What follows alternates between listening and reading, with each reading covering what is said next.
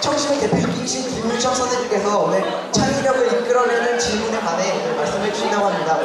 모두 큰 박수와 함께 김 선생님을 기대드립니다.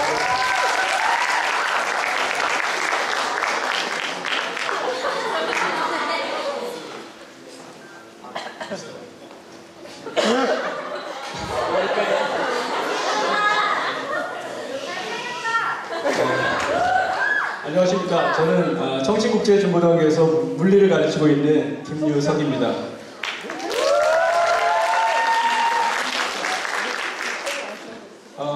오늘 제가 여러분께 말씀드릴 주제는 바로 창의력입니다. 창의력은 누구나 갖고 싶어하는 능력이죠. 하지만 과연 이런 창의력을 우리가 공부를 통해서 기를 수 있을까? 아니면 창의력은 과연 타고난 사람들만 할 수 있는 능력일까? 거기에 대해서 제가 말해보고자 합니다.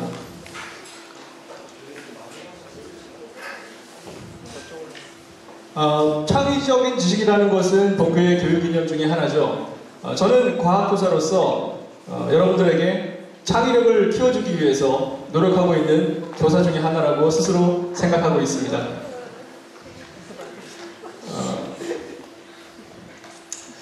저는 평소에 쓸데없을 수도 있지만 제 머릿속에 있는 여러 가지 질문들에 대해서 스스로 사색하는 것을 즐기는데요. 요즘 사람들은 시간이 남을 때 보통 지하철을 탈 때나 아니면 카페에서 친구를 기다릴 때 스마트폰에 매달려 있죠. 하지만 저는 스마트폰을 가지고 다니지 않습니다. 대신에 그 시간에 저는 제 머릿속에 있는 수많은 질문들에 대해서 스스로 답을 하는 것을 즐깁니다. 그러다 보면 금방 시간이 가거든요. 이런 생각들은 사실 제가 어렸을 때, 여러분 나이 때 생긴 습관입니다. 수업 시간에 선생님 설명을 듣다 보면은 갑자기 문득 제 머릿속에 질문이 하나 떠오르고 그 질문에 대해서 스스로 답을 하다 보면 시간 가는 줄 모르고 멍하니 앉아 있었던 기억이 납니다. 그래서 제가 학창시절에 가장 좋아했던 과목은 수학이었습니다. 이유는 매우 간단합니다. 왜냐면 수학은 제게 가만히 있어도 수없이 많은 질문들을 쏟아냈거든요. 그 질문에 대해서 제 스스로 생각하는 답을 하는 것을 좋아했습니다.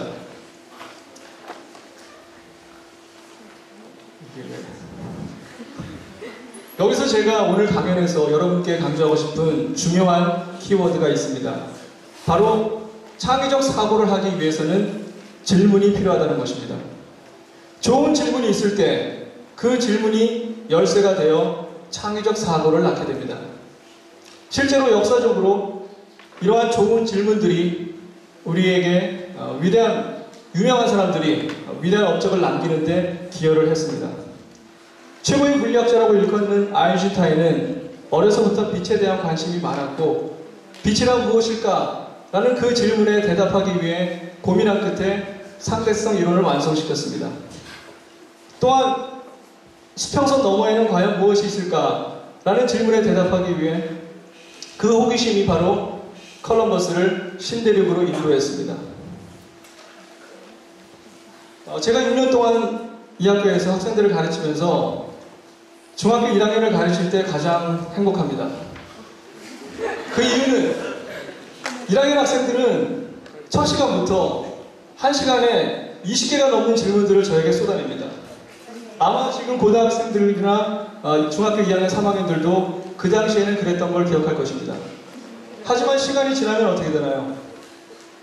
학생들의 질문은 점점 없어지고 그저 수업 시간에 나오는 지식들을 습득하기에 바쁩니다.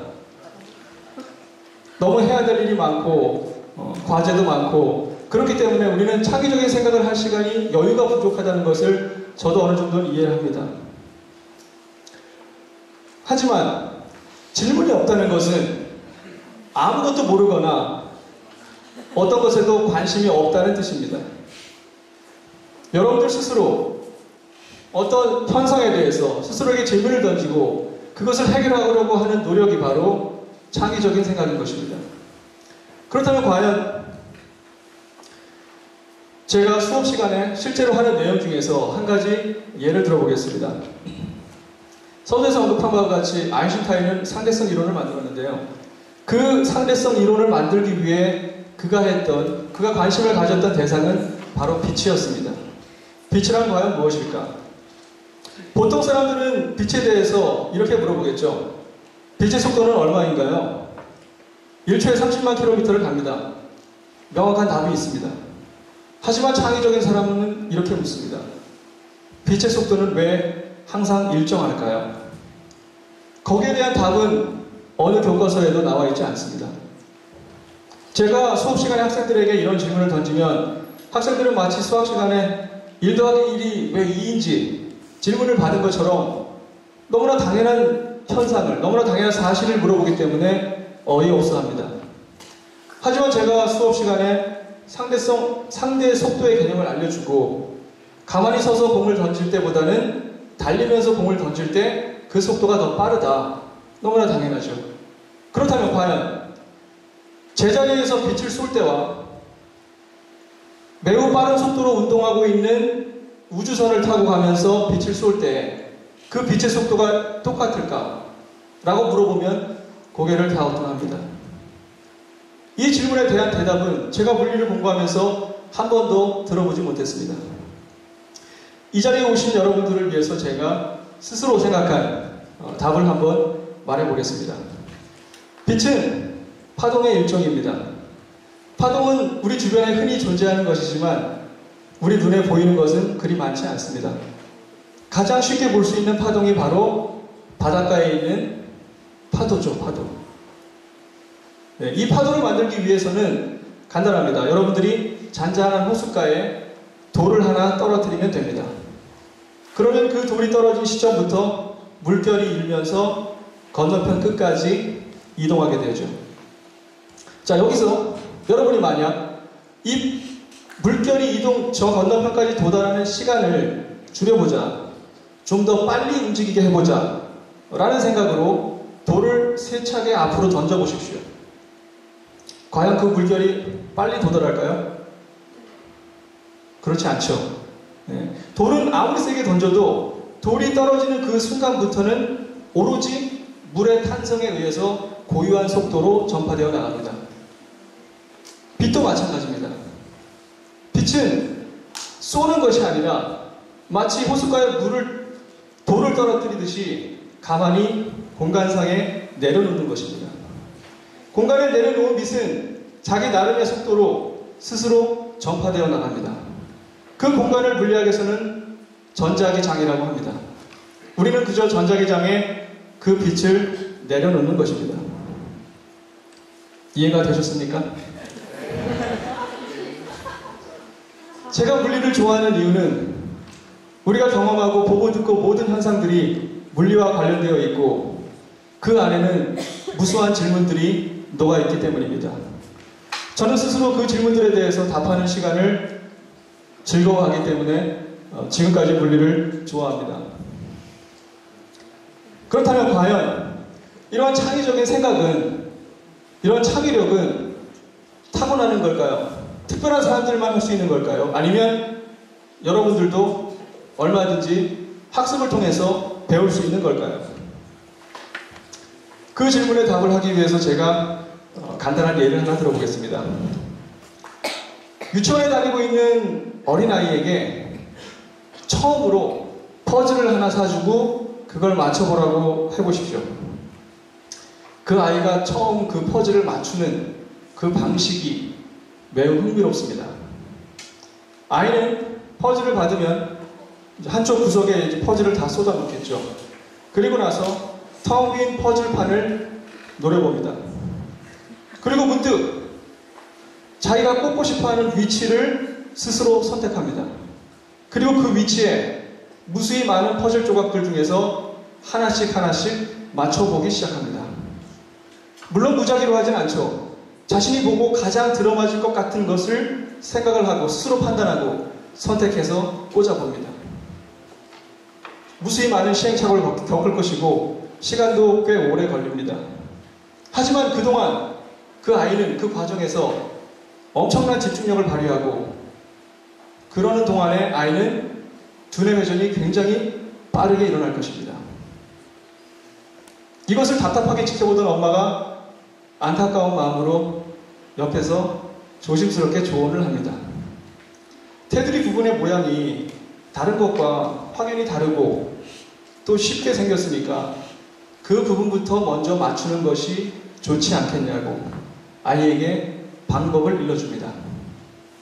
이제 더 이상 아이는 조금 전까지 했던 창의적인 생각을 하지 않습니다. 아이는 이제 어머니가 가르쳐준 그 방법을 학습하기 시작합니다. 이렇게 한 번, 두 번 어머니가 가르쳐준 방법대로 해보고 나면 이제 제법 빠른 속도로 퍼즐을 맞출 수가 있습니다. 그러고 나면 아이는 더 이상 퍼즐 맞추는 것에 흥미를 잃게 되죠. 자, 이 예에서 아이의 창의력이 과연 언제 어떻게 발현되었는지 느끼셨습니까? 창의력이라는 것은 거의 맞춰져 있는 퍼즐에서 내가 남아있는 퍼즐을 제 위치에 정확히 꽂는 능력이 아닙니다. 창의력은 아무것도 없는 텅 빈 퍼즐판에 내가 꽂고 싶어하는 위치를 스스로 선택하고 그 위치에 맞는 퍼즐 조각을 무수한 퍼즐 조각 중에서 정확히 찾아내는 능력, 그것이 바로 창의력입니다. 이러한 창의력은 얼마든지 연습을 통해서 여러분들도 기를 수가 있습니다. 제가 서두에 그 수학 얘기를 했는데요. 수학을 잘하는 사람은, 수학 문제를 잘 푸는 사람은 어느 정도 좁은 의미에서는 창의적이라고 말할 수 있습니다. 왜냐하면 수학 문제를 푸는 과정도 바로 이 퍼즐을 맞추는 것과 똑같거든요. 자신이 알고 있는 무수한 수학 공식들 중에서 그 문제를 풀기 위해 가장 적절한 공식을 끄집어낼 수 있는 능력, 그것이 바로 창의력이기 때문입니다. 저는 실제로 고등학교 시절에 그 수학 정석 실력에 있는 모든 문제를 제 스스로 답안지를 보지 않고 풀었습니다. 물론 2년이라는 엄청난 시간이 걸렸습니다. 하지만 그 시간들이 저는 아깝지 않습니다. 어떤 문제 같은 경우에는 한 문제를 푸는데 무려 한 달이 넘게 걸린 것도 있었습니다. 하지만 그 한 달 동안 저는 제 머릿속은 온통 그 질문들로 가득했고 밥을 먹을 때나 잠자리에 누워서나 수업 시간조차도 그 질문에 저는 매달렸습니다. 그리고 한 달여 만에 그 문제를 풀었을 때 그 기쁨은 이루 말할 수 없었습니다. 여러분도 얼마든지 자신이 가진 창의력을 사용할 수 있습니다. 그러한 창의력을 사용하느냐 사용하지 않느냐는 능력이 아니라, 타고난 능력이 아니라 여러분들의 선택입니다. 이 시대 최고의 창의적인 사람이라고 불리는 스티브 잡스의 예를 들어보죠. 스티브 잡스는 세상에 전혀 없는 새로운 것을 만드는 사람이 아닙니다. 그는 그저 본인 스스로에게 질문을 던졌고 그 질문을 해결하기 위해서 자신이 가진 창의력을 사용했을 뿐입니다. 그가 던진 질문은 간단했습니다. 과연 현재를 살아가고 있는 소비자들이 가장 요구하는, 가장 원하는 기능은 무엇일까? 그것이 그의 질문이었습니다. 그리고 자신이 알고 있는 수많은 지식과 모든 제품들, 그리고 그 제품들이 가지고 있는 기능들을 연구하고 고민한 끝에 소비자가 원하는 바로 그 퍼즐 한 조각, 그 답, 그것을 찾았기 때문에 우리가 그 사람을 창의적인 사람이라고 하는 것입니다. 그것을 우리는 혁신이라고 하죠. 우리 사회는 이러한 혁신을 끊임없이 요구하고 있습니다. 누군가가 이렇게 혁신을 하나 일으키고 나면 그 옆에 퍼즐 조각을 끼워 맞추는 것은 그렇게 어려운 일이 아닙니다. 우리는 바로 이런 혁신을 텅 빈 퍼즐판 위에 첫 번째 퍼즐을 맞출 수 있는 이런 사람을 요구하는 것입니다. 그리고 이러한 능력은 충분히 학습을 통해 길러질 수가 있습니다.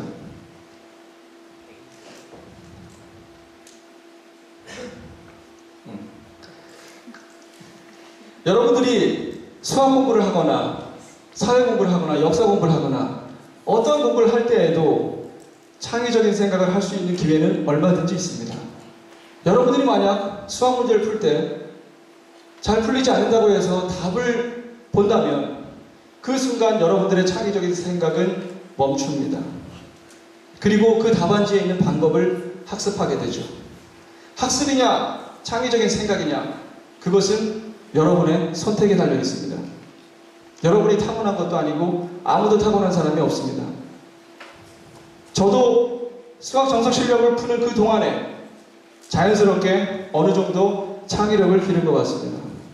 그리고 그 습관이 저를 여러 가지 질문들에 대해서 스스로 답할 수 있게 만들었던 것 같습니다. 창의적인 교사는 여러분들에게 명쾌한, 명확한 답을 알려주는 사람이 아닙니다.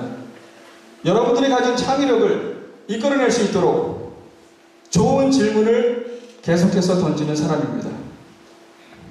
지금 이 순간 여러분들 머릿속에 있는 가장 중요한 질문은 무엇입니까? 오늘 저녁 그 질문에 대해서 스스로 답해보는 시간을 가지면 어떨까요? 감사합니다.